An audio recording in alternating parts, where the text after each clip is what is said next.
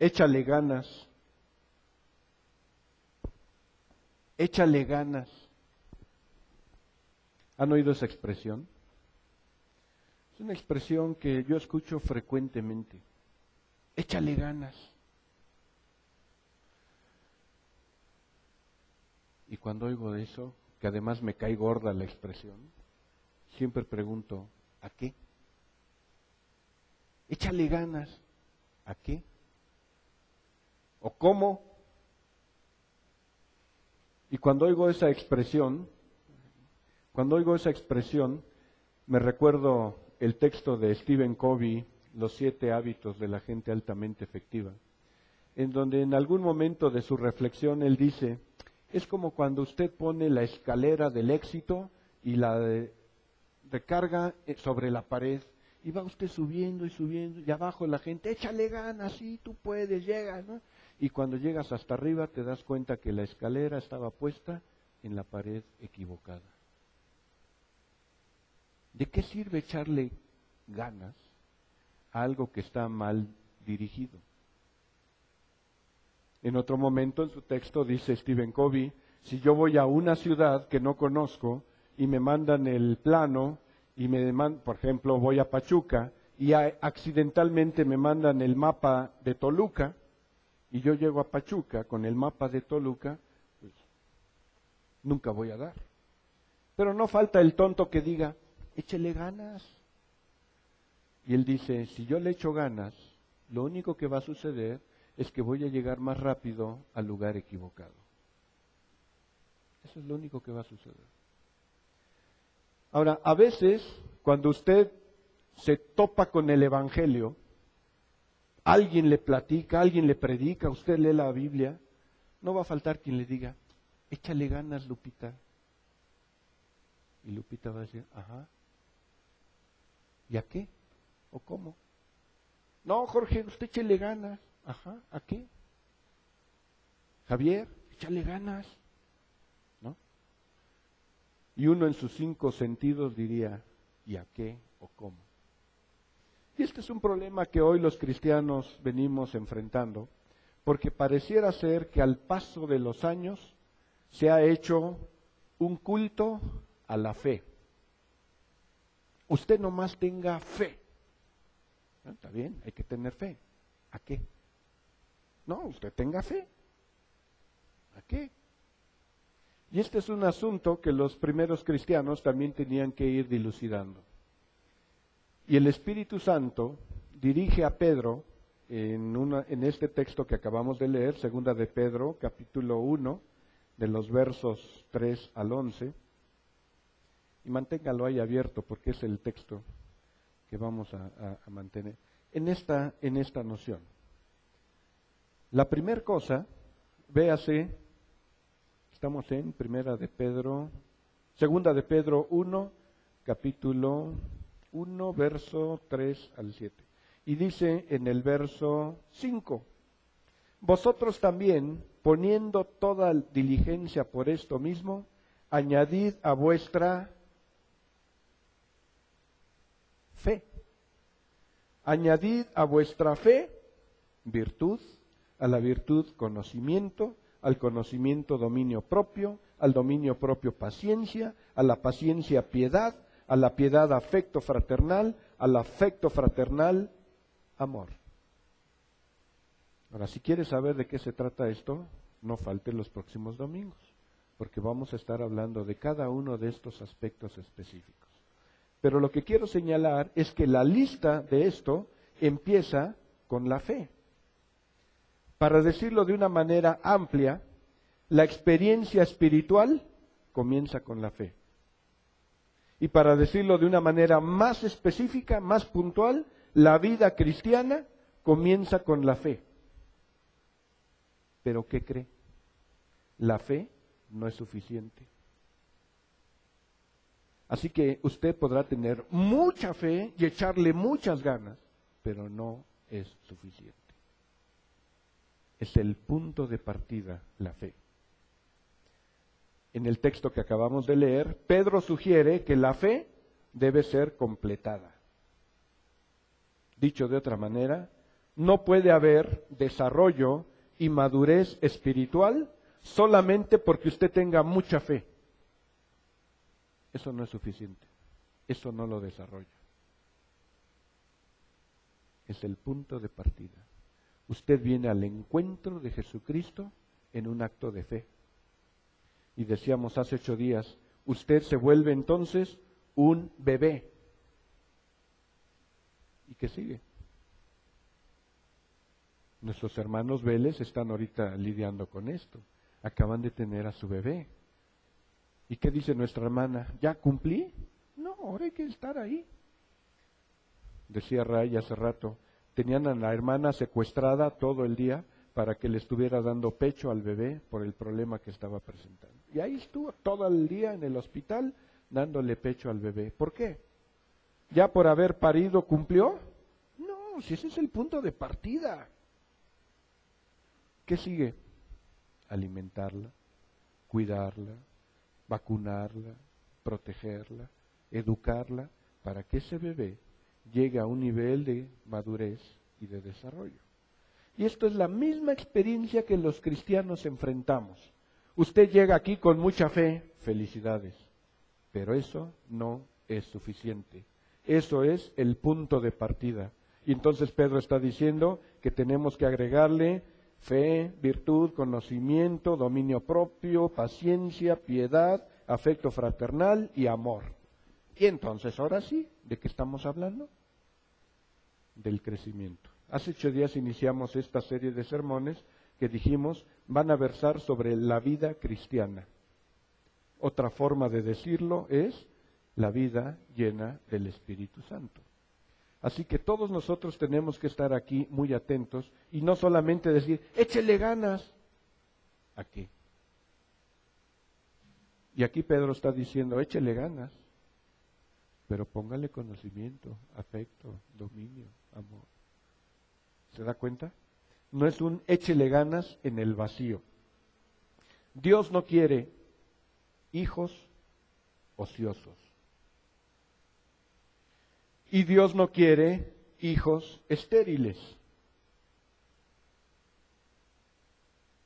¿Qué es lo que quiere? Hijos productivos.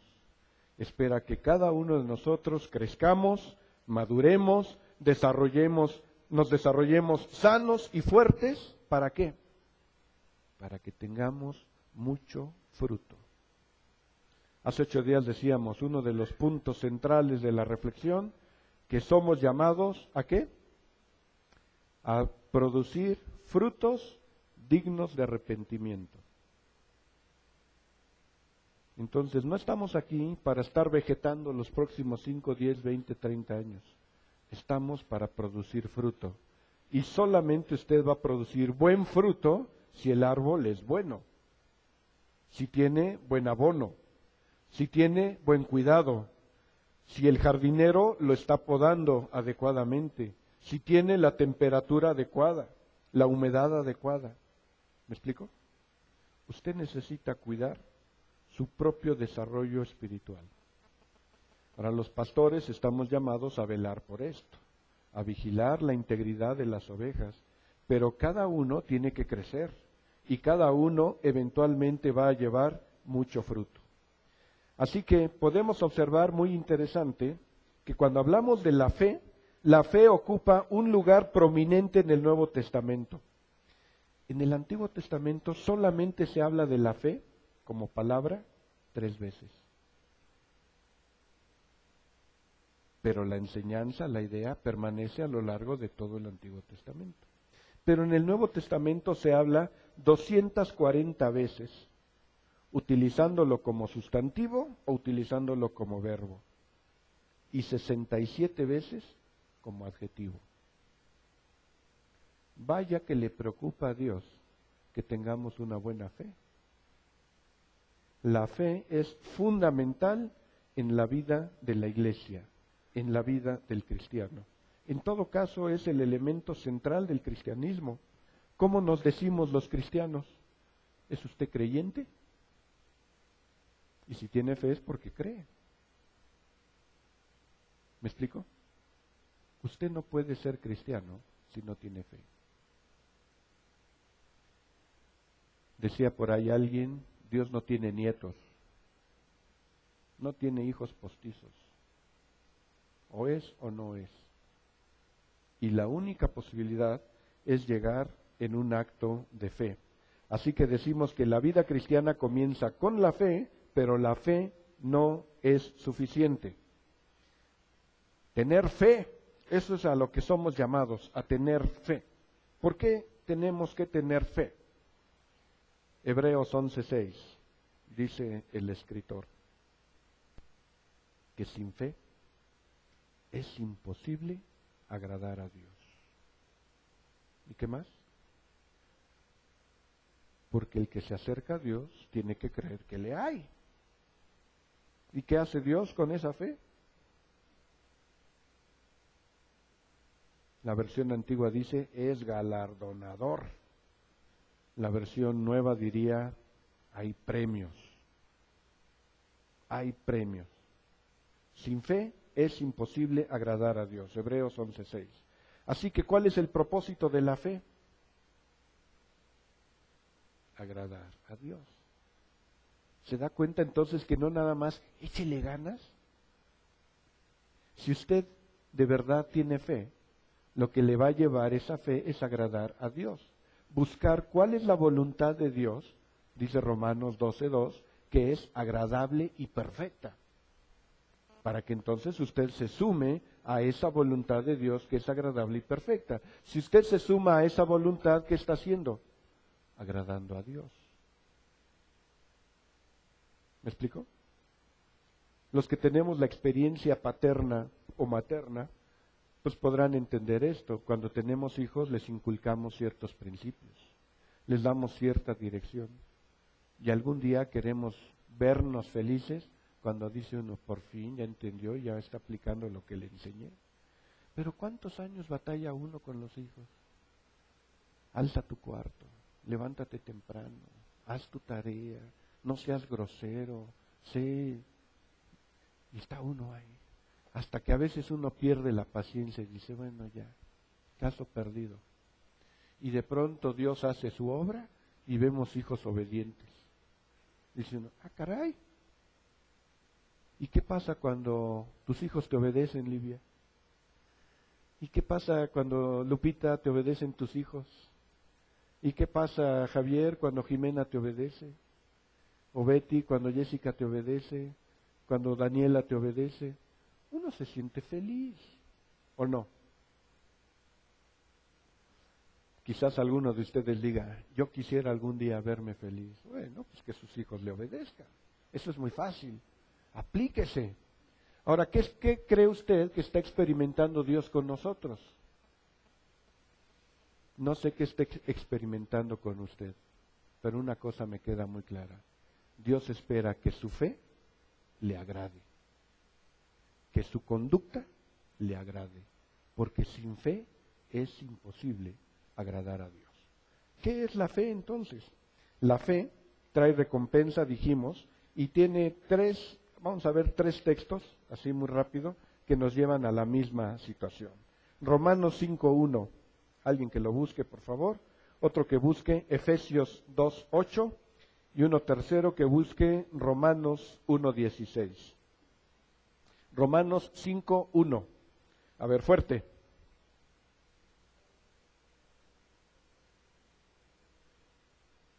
Justificados pues por la fe. Ahí está la fe. ¿Qué hace la fe? Nos da paz para con Dios en Cristo Jesús.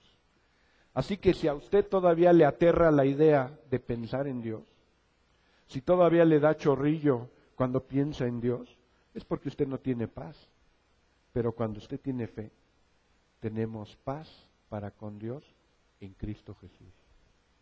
De verdad que hay mucha gente que le aterra la idea de pensar en Dios, porque ven a un Dios justiciero, un Dios destructor, un Dios... Pero el Dios de la Biblia, aunque es justo, también es amoroso. Justificados pues por la fe, tenemos paz para con Dios en Cristo Jesús. Así que no es una fe hueca, tiene contenido, y ese contenido es Cristo Jesús. Romanos 5:1. Efesios 2:8, fuerte. Porque por gracia sois salvos por medio de la fe, y esto no de vosotros, pues es don de Dios. ¿Qué hace la fe? Nos salva. Nos salva. Entonces, la fe tiene un propósito salvador. Y cuando usted es salvado por la fe correcta, eso agrada a Dios. ¿Cuál es la voluntad de Dios? ¿Se acuerdan allá? Hace 8 días estábamos hablando de Juan 3:16. Ahora vamos a hablar de Juan 3:17. ¿Qué dice Juan 3:17? Víctor. Lupita. Silvia. Fue con chanfle, porque hace 8 días dije, todos lo sabemos Juan 3:16, pero nadie Juan 3:17, ¿verdad? ¿Qué dice Juan 3:17? Jesús.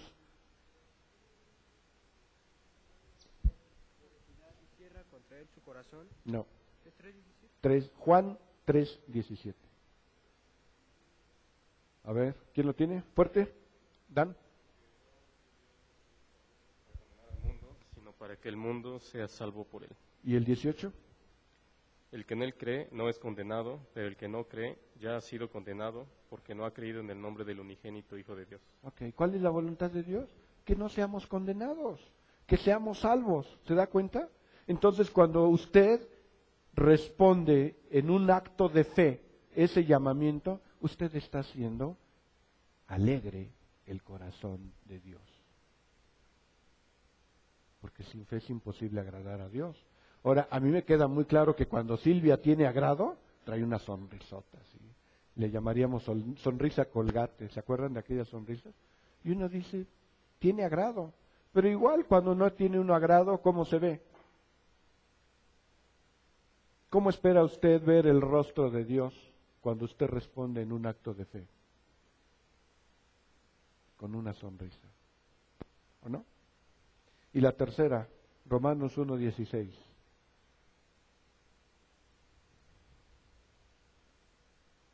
Jessica. A ver, espérame. Porque no me avergüenzo del Evangelio, porque es poder de Dios para salvación de todos, aquel que cree, al judío primeramente y también al griego. ¿Qué está diciendo aquí Pablo? Pablo utiliza una palabra, pues se escribe en griego, que es dunamos o dinamos, de donde viene dinamita. Dunamos, poder. Porque el Evangelio es poder de Dios. ¿Para quién? Para el que cree. Así que cuando usted hace un acto de fe y dice Hebreos que Dios es galardonador, que Dios es premiador, ¿sabe lo que está haciendo? Dios le está dando a usted el poder para ir por la vida. Por eso cuando oigo cristianos que dicen, es que no puedo perdonar, es que no puedo orar, es que no puedo, lo que está haciendo usted es menospreciar el poder de Dios. Porque dice Pablo que el Evangelio es poder de Dios para el que ha creído. Así que déjeme preguntarle, ¿de verdad ha creído? Porque si de verdad ha creído, entonces usted tiene ahí la pila. Si no la usa, ese es su problema, pero no es porque Dios no lo ha habilitado para usarla. El Evangelio es poder de Dios para todo aquel que cree. Y todavía Pablo, muy respetuoso, dice al judío primeramente, ¿no? Pues será judío y después pues todos los demás, al fin judío, ¿no? Primero los judíos y después todos los demás. Así que tenemos ahí los 3 efectos, las 3 recompensas. Somos justificados y tenemos paz para con Dios, somos salvos por medio de la fe y es el poder que Dios nos da para salvación a todos los que hemos creído. Así que la fe tiene sentido si y solo si le damos contenido. Hoy el mundo vive un culto a la fe. Y parece que lo que más le preocupa a la gente es que usted tenga fe, aunque crea cualquier tontería. Y por eso la gente dice, no, pues usted échele ganas. Pues sí, échele ganas. Eso no sirve de mucho. échele ganas a la voluntad de Dios. Échele ganas para alegrar el corazón de Dios. Échele ganas para ser salvo y ser justificado y tener paz. Crea lo que tiene que creer. No se trata de creer nada más por creer. Pablo, entonces en este Romanos 1:16, está sugiriendo que el Evangelio es más que una lista de buenos consejos. Es más que una lista de recetas. Es el poder de Dios para que usted pueda vivir. ¿Se da cuenta? El Evangelio es poder de Dios. Por eso me llama mucho la atención, y de verdad, cuando uno está en la sincronía con Dios, cómo el Evangelio transforma. Me acuerdo hace muchos años, estaba yo en mi primer empleo, y trabajaba yo en educación pública, y me fue a visitar una compañera de la facultad. Estábamos terminando la carrera, una muchachita bajita, muy, muy bonita, muy atractiva. Y éramos buenos amigos. Me fue a visitar a la oficina, estábamos platicando, y ya que se despedía, llega un compañero, me dice, preséntame a tu amiguita. Ya nomás de verle la cara dije, no, qué sinvergüenza, ¿no?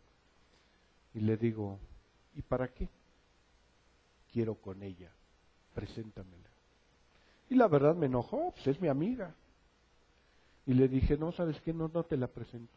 No, tú preséntamela, yo me encargo de lo demás, no te la presento. Y entramos en una discusión ahí muy chistosa. Y este cuate estaba estudiando su maestría en filosofía. Y entonces empezó a hacer una serie de argumentos en donde de pronto me vi desarmado, no supe ni por dónde atorarle. ¿Cómo le digo a este cuate? ¿Cómo paro la bronca? Y estaba yo ahí y le dije, ¿sabes qué? Digas lo que digas, eso es pecado. Y ya no tuvo más argumento. Y yo lo único que estaba haciendo era citar la palabra de Dios. Es poder. Ahora, él me estaba poniendo una zapatiza en los argumentos que estábamos discutiendo. Yo no tenía forma de decirle, pero lo que sí estaba muy claro es que lo que él quería es que yo fuera cómplice de su pecado. Y le dije, no. Recuerdo en otra ocasión, estábamos en la facultad, estábamos en CEU, y entonces participábamos en un grupo de acondicionamiento físico. Así que íbamos al gimnasio y a correr y a la alberca y todo el tiempo andábamos ahí muy deportistas. Y uno de los hermanos que estaba en la facultad de psicología me dice, ¿qué crees? ¿Qué crees que me pasó? Yo, ¿qué pasó? Se estaba en las regaderas, me estaba bañando y entra un maricón. Y yo ahí desnudo en la regadera y aquel molestándome. Y no había forma de... Digo, ¿y qué hiciste? Pues no sabía qué hacer. Dice, y de repente me viene el serendipity, ¿no? La inspiración del Espíritu Santo, y me volteo y le digo, ¿tú sabías que los homosexuales no heredarán el reino de los cielos? Y se desapareció así, me dejó de molestar. Es poder de Dios. El Evangelio es poder de Dios para salvación. Entonces, si usted va a creer, tiene que darle contenido a lo que cree. No es solamente el ejercicio de creer y de tener mucha fe. ¿Qué es la fe? Dice Hebreos 11, verso 1. Es la certeza de lo que se espera, la convicción de lo que no se ve. Esa es la fe. Así lo define la misma Escritura. La convicción, la certeza de lo que se espera. Ahora la pregunta es, ¿qué es lo que espera usted? Y ya hemos puesto aquí diversos ejemplos, pero voy a regresar a uno que me agrada. Un pueblo que vive en sequía y han estado sufriendo por la sequía. Y entonces el pastor convoca a los hermanos a que tengan una reunión de oración para que llueva, porque están sufriendo de verdad una sequía. Y de todos los que llegaron a la iglesia, solamente una hermana viejita llevó paraguas. ¿Quién creía que Dios iba a contestar? Pues la que llevó el paraguas, ¿no? ¿Por qué vamos a orar? Pues para que llueva, pues véngase preparado. todos los demás iban como si nada. La pregunta es, ¿de verdad tiene una certeza de lo que espera? Y a veces le estamos pidiendo a Dios cosas y no actuamos en consecuencia. La certeza de lo que se espera y la convicción de lo que no se ve. Y después empieza el autor de Hebreos, a lo largo del capítulo, a enunciar una serie de personajes que algunos han mal llamado los héroes de la fe. Y nótese, no vamos a entrar en la revisión del capítulo, léalo después con calma, pero nótese que aquí la lista de hombres que se mencionan, ninguno de ellos tenía una prueba externa o evidencia en la cual apoyarse. Sin embargo, aceptaron las promesas de Dios. Todos. Ahora, el ser humano, por naturaleza, siempre está buscando de dónde agarrarse. A ver, Señor, dame una prueba. Imagínese a Abraham, que le dice Dios, ven acá. Lo saca de su tienda en la noche, allá en el desierto, en lo que hoy sería Irak, y le dice, mira, observa el cielo y las estrellas. Ahí está. Así va a ser tu descendencia. 50. Pues sí, trate de contar las estrellas. ¿Cuántas son? ¿Cuántas son? Aquí al astrofísico. Son 50, ¿no? No tienen cuenta las estrellas. Y cuentas y cuentas y cuentas y siguen apareciendo. Y luego le dice Dios a Abraham, y vas a ser como la arena del mar. ¿Cuántos granos tiene la arena del mar? 50. Y te puedes pasar la vida contando los granos y nunca terminas. ¿Y qué hizo Abraham? Y Hebreos dice, fíjense, no dice que Abraham creyó en Dios. No dice eso. Dice, le creyó a Dios. Y esa es la gran diferencia. Hoy mucha gente cree en Dios, pero no le cree a Dios. Así que si usted le quiere creer a Dios, lo primero que tiene que creerle es lo que dice su palabra. ¿Y sabe qué dice su palabra? Que usted es pecador y que se va a ir al infierno. Eso es lo que dice su palabra. Pero también dice que usted puede ser salvo si confiesa sus pecados en Cristo Jesús. Entonces, no es lo mismo creer en Dios que creerle a Dios. Mismo Santiago hace una parodia interesante. En su carta dice, ¿tú crees en Dios? Bien haces, ¿eh? También los demonios creen y tiemblan. Ellos sí le tienen miedo a Dios. Los demonios también creen y tiemblan. Y tú dices que crees y no tiemblas. ¿Le crees a Dios? La fe, ¿cómo puede usted tener fe? Porque ese es siempre el problema, ¿no? Ay, Señor, dame fe. Bueno, ¿y cómo podemos tener fe?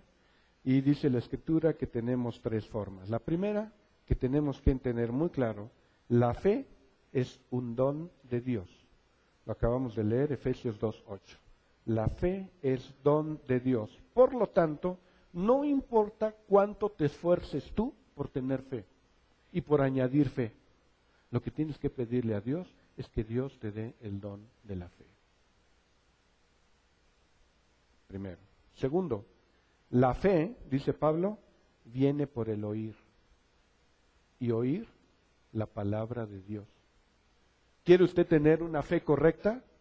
Póngase a estudiar la palabra de Dios. Póngase a escuchar la palabra de Dios. Porque cuando usted escucha la palabra de Dios, eso hace que usted empiece a tener fe y que su fe empiece a crecer y que su fe empiece a consolidarse. Pero hay gente que le da una flojera leer la Biblia. Le da una flojera venir al culto y quiere tener fe. La pregunta entonces es ¿cómo? No se trata de creer cualquier cosa. La fe tiene dirección, tiene sentido y tiene contenido. Y una de las cosas importantes que hoy los cristianos tenemos que recuperar es que la fe tiene un contenido intelectual. No se trata de creer cualquier babosada o cualquier cosa que te quieran vender. Se trata de creer un mensaje que Dios tradujo aún de manera racional. No se trata entonces de andar creyendo cualquier cosa o cualquier tontería. Sin embargo, tampoco se trata simplemente de creer con un asentimiento intelectual. Hay gente que escucha la predicación y dice, sí, claro, sí, no. Y de ahí no pasa. Hay gente que así se la pasa el resto de su vida. Escucha sermones. Es más, a veces son de esos fervientes. ¡Amén! Ajá, ¿y qué hace? Nada. Y regresa el siguiente domingo. ¡Y amén! ¿Y qué pasó? Nada. Entonces la pregunta es, ¿qué sentido tiene eso? No se trata de estar asintiendo las verdades que escuchamos. Lo que se trata es de creer en Cristo Jesús como nuestro Salvador. Eso es lo que le da contenido a nuestra fe. Creer y aferrarnos a Jesucristo de todo corazón. No se trata entonces de aceptar ciertas cosas como verdaderas o no, sino confiar en la persona de Cristo. El hombre que cree se consagra, porque entonces funciona en una consecuencia natural. Así que siempre es bueno preguntarnos de cuando en cuando, ¿en qué crees? Y yo sigo creyendo hoy que hay mucha gente en las iglesias que cree, pero que no vive conforme a lo que dice que cree. Y entonces lo que estamos teniendo es una bola de engañados, de autoengañados. Por ejemplo, en nuestro país esto es muy frecuente.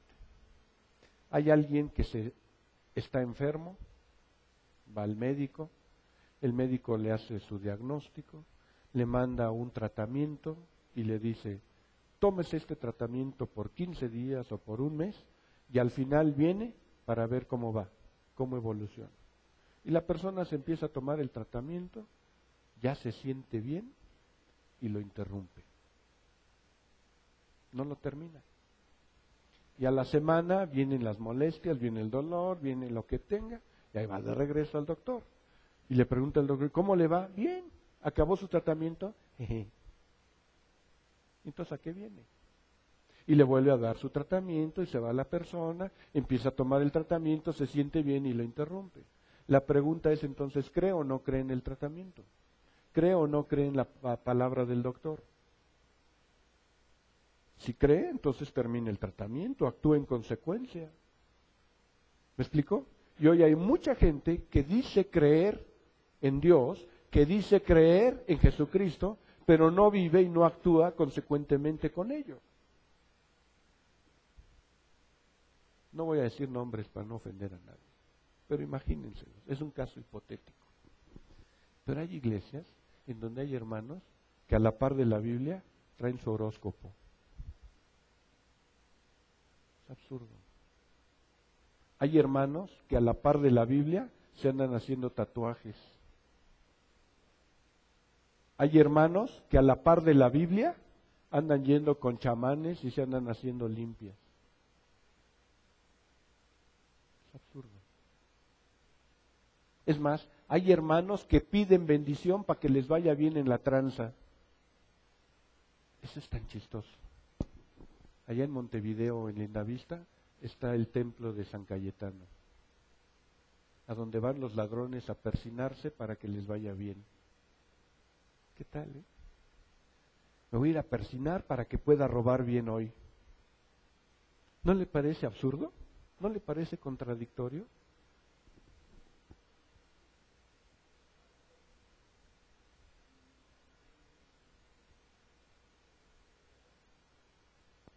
¿También a lo mismo? ¿O a intercambiar testimonios? Ok, ¿no? Y entonces uno se pregunta, a ver, ¿a qué estamos jugando? Pedro está diciendo que iniciamos nuestra experiencia espiritual con la fe, pero eso hay que agregarle Dijimos dominio propio, amor fraternal, conocimiento, virtud. No es nada más así, ya creo y ya. ¿En qué crees? Y por eso Santiago en algún momento en su carta entra en un conflicto, lo que algunos llamarían la antítesis de Pablo, porque dice, ¿tú tienes fe? Pues yo tengo obras. Muéstrame tu fe, yo te muestro mis obras. Porque al final de cuentas, lo que tú crees se va a traducir en conductas. ¿Cuáles son tus obras? ¿De verdad crees o no crees? Y hoy, ser consecuente con el Evangelio es vivir etiquetado en el mundo. A mí hay gente que me dice, ¿cómo eres imbécil? Pues dales una lana y ya lo hiciste. No. Hace unos años estábamos mi esposa y yo ahí en la oficina de licencias. Estábamos formados cuando las licencias eran así, las colotas y las colotas. Llevábamos ahí media mañana. Íbamos ya de salida y nos topamos con un hermano de otra iglesia. Y, ¿qué pasó, hermano? No, pues aquí, ya ven la filota. Y bueno, pues, nos despedimos. Y al siguiente domingo, ¿qué tal, hermano? ¿Cómo le fue? Uy, bien, sí, salí bien rápido. Le di una lana al policía y que me mete para allá. Qué buen testimonio, hermano. ¿Se da cuenta? Seguimos haciendo prácticas que no son compatibles con la enseñanza bíblica. La enseñanza bíblica es para ordenar nuestros pensamientos y para ordenar nuestras conductas. Así que aquí Pablo dice que la fe viene por el oír la palabra de Dios. Entonces no se trata simplemente de creer cosas, sino se trata de aceptar que esas cosas que son verdaderas nos llevan a la persona de Jesucristo. El hombre que cree se consagra decididamente a Cristo. Según Santiago 2:15, el asentamiento intelectual no se basa en una vida vivida en conformidad. Dicho de otra manera, los cristianos no estamos para estar en nuestro círculo de confort. Los cristianos estamos llamados para trabajar, y para trabajar en serio. ¿Y cuál es en todo caso el mandato de nuestro trabajo? El resultado último de nuestro trabajo. Hoy le vamos a dar galleta triple y café al que conteste bien. ¿Cuál es el propósito último de este mandato? Y usted recordará la gran comisión, ¿no? ¿Cuál era el resultado de eso?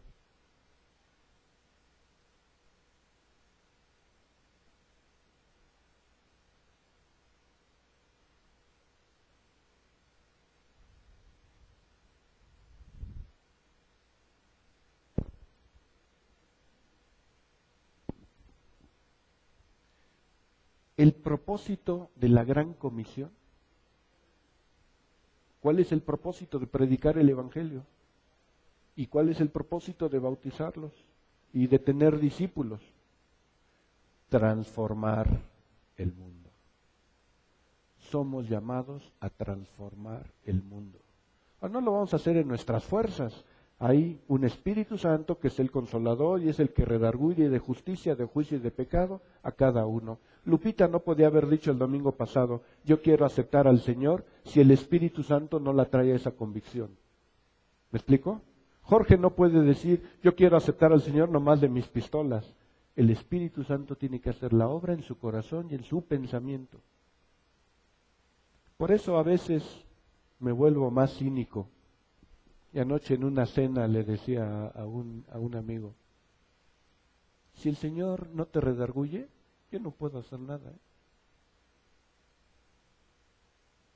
Porque esa es la obra del Espíritu Santo. Ahora, el Espíritu Santo lo usa uno. El Espíritu Santo usa la palabra, pero esa es su bronca. Y él me decía, y los que no crean, ni me preocupan. Yo hago mi chamba. Y el Espíritu hace su chamba. ¿Se da cuenta? Somos llamados a reproducirnos, somos llamados a generar frutos dignos de arrepentimiento y la gran comisión en todo caso tiene como propósito transformar el mundo. A eso hemos sido llamados. Entonces Santiago dice, no estamos aquí para estar en un círculo de confort y bien padre. Y en tercer lugar, la fe es fruto del Espíritu Santo. Así que tampoco es su propio esfuerzo. Gálatas 5:22, Porque el fruto del Espíritu es amor, gozo, paz, paciencia.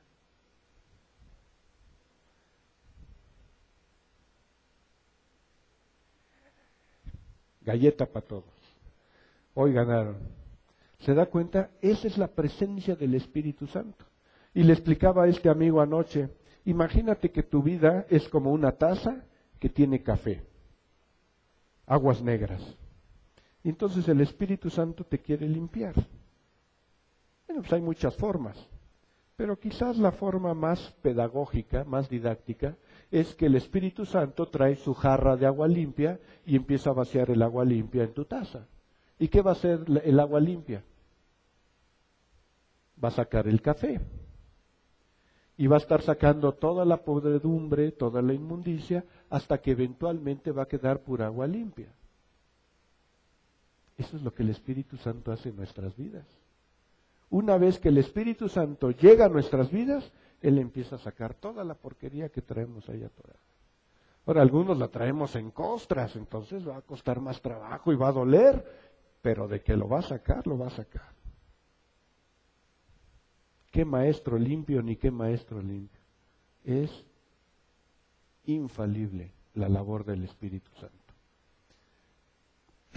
Es fruto del Espíritu Santo cuando nosotros dejamos a Dios que haga su obra en nuestras vidas. El viernes nos compartía Lupita ahí en la reunión, ¿verdad? Yo estaba disfrutando lo que compartía Lupita. Y creo que todos los que estuvimos en la reunión disfrutábamos, ¿no es cierto? No solo nos reíamos, también disfrutábamos. ¿Y qué es lo que disfrutábamos? A ver, José Luis, ¿qué disfrutabas cuando escuchabas a Lupita? Así es, la obra que Dios está haciendo en su vida y en su familia. Ahora, si era divertido o no, eso ya era valor agregado, ¿no? Pero uno se goza porque uno ve la obra que Dios está haciendo en la gente. Y dice uno, qué bueno, esa es la obra de Dios, no es mi obra. Es aquí nos abrazamos, nos besamos, cantamos, oramos, estudiamos, pero Dios hace la obra, no yo. Por eso cuando Lupita dijo, ay, es que usted habló bonito el domingo, ¿y a mí qué? Es la obra de Dios, y lo único que hice fue repetir la palabra de Dios. Diría Pablo, entonces, ¿cuál es mi mérito? Si lo único que estoy haciendo es repetir lo que está aquí. ¿Me explico? Dios hace su obra. Y si usted trae su taza llena de café, el Espíritu Santo va a empezar a llenarlo y a llenarlo, de tal suerte que eventualmente esas aguas negras se van a volver cristalinas. Sí y solo sí, usted deja que el Espíritu Santo haga su obra en su vida. Pero no lo hace a tontas y a locas. El Espíritu Santo le va diciendo lo que usted tiene que empezar a hacer y lo que tiene que empezar a dejar de hacer. ¿Me explico? Porque si no, entonces estamos esperando en una obra mágica. Ay, pues yo sigo pecador porque el Espíritu Santo no ha hecho nada. ¿Perdón? Dice que dejes de robar y que te pongas a trabajar. Ah, no, pues como no hace nada y no me mueve, entonces es su culpa, no es la mía. ¿Perdón? No, no es así. No es así la cosa. La fe es la actitud por medio de la cual el hombre deja de confiar en sus propios esfuerzos para obtener la salvación. Y en alguna ocasión me decía Lupita, hace algunas semanas platicábamos y me decía, ya me cansé de luchar. Toda mi vida he luchado y ya me cansé de luchar. Y les puedo apostar que esas palabras de ella son palabras de muchos de nosotros, que hemos querido resolver la vida nosotros solitos, y bajo nuestros propios criterios, y en nuestras propias fuerzas, y en nuestra sabiduría. Y cuando nos damos cuenta no funciona esto, hasta que tenemos que decirle al Señor, está bien Señor, tú ganas, ya, ahí muere. Ya me cansé de estar peleando y de tratar de resolver las cosas de acuerdo a lo que yo pienso que es. ¿Alguien ha tenido esa experiencia? Qué bueno que nadie, aquí hay puros buenos. Pero los que no somos tan buenos hemos luchado con eso. Y muchos hemos luchado toda la vida, hasta que tenemos que entender, es la obra de Dios. ¿De verdad quieres que el Espíritu Santo obre en ti? Entonces tienes que dejar de confiar en tus propios esfuerzos. Esa es la obra de Dios. La fe es abandonar toda confianza que tenemos en nuestra propia capacidad para merecer la salvación. En todo caso, se trata simplemente de aceptar confiadamente el don de Dios en Cristo Jesús. Esa es la fe. Es una actitud de completa confianza en Cristo y solamente en Él, para todo lo que significa nuestra experiencia de salvación. La fe es la única forma en que los humanos podemos recibir la salvación. El poder del Espíritu Santo se ve en la vida de los cristianos. Y diríamos en buen mexicano, me cae. Me cae que sí. Y a veces uno se quiere ocultar. Lupita está aquí porque alguna vez, siendo alumna mía en un curso, me dijo, usted tiene algo, dígame qué es eso que tiene porque yo a usted lo veo raro. Primero acláreme qué es eso de raro, ¿no? Hay ser que malinterpretemos. Y entonces nos pusimos a platicar. Hay cosas que no puedes ocultar. Y decía el Señor Jesús, la luz prevalece en las tinieblas. Y una ciudad asentada sobre los montes no se puede ocultar. ¿Ha llegado a la Ciudad de México de noche? Como para donde voltea ve las ciudades, ¿no? Y ve Chalco, y ve Iztapaluca, y se ve Ecatepec, y se ve acá el Cerro del Chiquihuite, y por más lejos que estén, una ciudad asentada no se puede ocultar. La luz resplandece en las tinieblas. Y ese es entonces lo que nosotros vivimos. El poder del Espíritu Santo se ve entonces en la vida de los cristianos, y el hombre solamente puede recibir este poder cuando cree, y cuando le cree a Dios. Cuando usted recibe el Espíritu Santo, usted recibe el equipamiento para vivir como debe ser. Dios no nos deja huérfanos, ni nos deja al garete. Dios nos habilita para vivir como Él quiere. No hay sustituto para la fe. Y la fe es una característica del pueblo de Dios. Así que puede ser que estemos enfrentando enfermedad, desempleo, desintegración familiar, inseguridad, inestabilidad laboral, conflictos familiares. Puede ser que estemos enfrentando cualquier cosa. Pero la fe es una característica del pueblo de Dios. El viernes en la reunión de oración estábamos reunidos y entra la llamada de nuestro hermano Vélez. Bueno, primero de Chepina y luego de nuestro hermano Vélez. ¿Cómo está la bebé? Oren, por favor. ¿Y por qué piden que oren?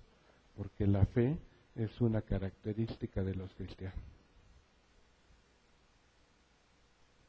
¿Algún problema? Ore. ¿Algún problema? Busque apoyo. ¿Algún problema? Comparta la fe.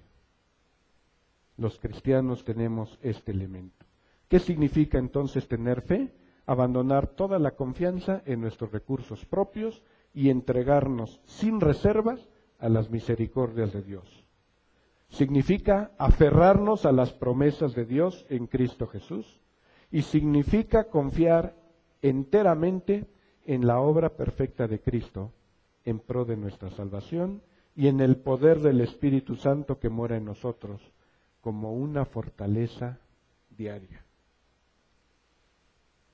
Pero la fe requiere no solamente confiar en Dios, sino obediencia a Dios. Y ahí es entonces donde muchos cristianos reculan y meten el freno de mano. Ah, no, pues yo sí creo. ¿Y qué hace? No, bueno, yo sí creo. ¿Y obedece? No, bueno, yo sí creo. No puede haber crecimiento en la fe si usted no está dispuesto a obedecer. ¿Está usted totalmente comprometido con Cristo, con su iglesia? ¿Está dispuesto a andar todo el camino con Jesús, cueste lo que cueste? ¿Constituye Cristo su máxima prioridad en la vida? ¿Está usted dispuesto a asumir riesgos por Cristo como un acto de fe? Yo espero que sus respuestas sean positivas. Pero si usted las duda todavía, quizás tenga un problema de fe. Pero el Señor es fiel. El Señor es fiel. Me gusta cómo se traduce fidelidad en inglés. Faithful. Faithfulness. Lleno de fe. Fidelidad, lleno de fe. ¿Qué tal, eh? Así que si usted quiere ser fiel a Dios, usted necesita ser lleno de fe. Y para que usted sea lleno de fe, tiene que conocer la Escritura y tiene que estar dispuesto a obedecer las enseñanzas del Señor. Y entonces usted mismo va a darse cuenta cómo su fe va creciendo. Y entonces se va a dar cuenta que el Señor está haciendo su obra en usted. Y es más, no me gusta esta expresión, pero así es también. Y Dios hace su obra en usted a pesar de usted. ¿Me explico? Y ojalá no fuera a pesar de usted, sino con usted. Pero si usted se pone rejiego, Dios es Dios, de todas formas. Y le va a costar más caro el caldo que las albóndigas, pero esa es su decisión. Pero de que los propósitos eternos de Dios se cumplen, se cumplen. Y se seguirán cumpliendo hasta la eternidad. Así que usted dice, flojito y cooperando, o se le pone roñoso al Señor. Usted decide. Pero de que Dios va a cumplir sus propósitos, los va a cumplir. Yo espero que usted tenga esa disposición, esa actitud de obediencia, para que entonces juntos podamos ver cómo la fe no solamente crece en Lupita y en Betty y en David y en Dan y en Víctor, sino que también como cuerpo, como iglesia, vamos siendo fortalecidos en la fe. Y entonces sí, a ver quién nos para, porque esta es la obra de Dios. Amén.